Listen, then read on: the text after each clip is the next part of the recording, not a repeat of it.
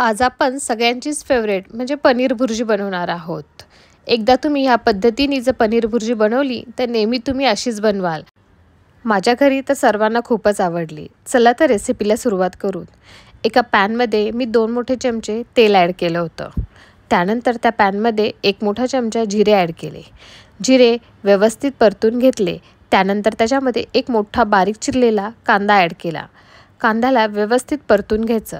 खूप जास्त फ्राय नाही करायचा, फक्त तो ट्रान्सपरंट झाला पाहिजे तोपर्यंतच त्याला व्यवस्थित फ्राय करून घ्यायचा। त्यामध्येच 1 चमचा अद्रक लसूणची पेस्ट ॲड केली। ती कांद्यामध्ये व्यवस्थित मिक्स करून घेतली आणि त्यालाही 1 ते 2 मिनिटासाठी परतून घेतलं। हे मिश्रण व्यवस्थित परतून घेईपर्यंत पॅरललीच मी एका बाउलमध्ये 2 मोठे चमचे दही ॲड केलं। त्यामध्ये अर्धा चमचा हळद आणि 2 चमचे लाल तिखट ॲड केलं। सोबतच 1 चमचा धने पावडर आणि अर्धा चमचा जिरे पावडर ॲड केली आणि हे मिश्रण मी व्यवस्थित मिक्स करून घेतलं। आणि नंतर ह्याच मिश्रणामध्ये 2 छोटे चमचे मी पाणी ॲड केलं आणि मिश्रण थोडंसं पातळ करून घेतलं। हे बॅटर मी बाजूला ठेवलं। तोपर्यंत आपलं कांदा लसूण व्यवस्थित परतून झाले होते। त्यामध्ये मी 2 छोटे चमचे बेसनचं पीठ ॲड केलं आणि त्याला ह्या मिश्रणामध्येच परतून घेतलं। बेसन कच्चं नाही राहिलं पाहिजे ह्याची काळजी घ्यायची। बेसन व्यवस्थित परतून झालं, 1 ते 2 मिनिटच लागतात फक्त। त्यानंतर त्याच्यामध्ये एका मोठ्या टोमॅटोची मी प्युरी ॲड केली। तीही प्युरी ह्या मिश्रणामध्ये व्यवस्थित परतून घेतली आणि टोमॅटोला जोपर्यंत छानपैकी तेल सुटत नाही तोपर्यंत त्याला व्यवस्थित शिजवून घेतलं। व्हिडिओमध्ये तुम्ही बघू शकता आपल्या फोडणीला किती छान व्यवस्थित असं तेल सुटलेलं आहे। ह्या मिश्रणामध्ये मी एक थोडंसं पाणी ॲड केलं होतं।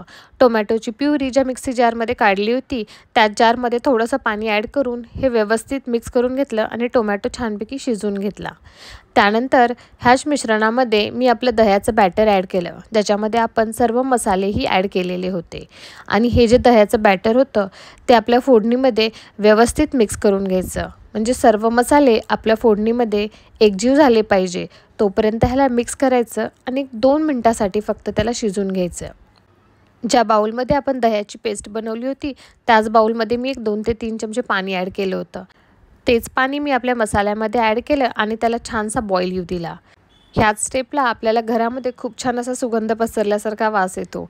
नंतर त्याच्यामध्ये पनीरला व्यवस्थित क्रश करून टाकलं होतं, तुम्ही किसून टाकलं तरीही चालतं आणि सर्व 2 ते 3 मिनिटं व्यवस्थित मिक्स करून त्याला थोड्या वेळ शिजवून घेतलं।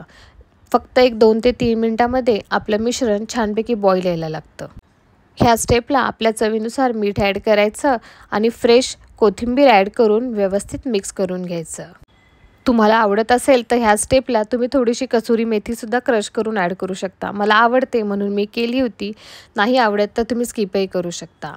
हां, पण पनीर भुर्जी इनकम्प्लीट आहे विदाऊट बटर। शेवटी 1 चमचा बटर ॲड करायला विसरू नका। बटरमुळे ह्या पनीर भुर्जीची चव नक्कीच दुप्पट होईल।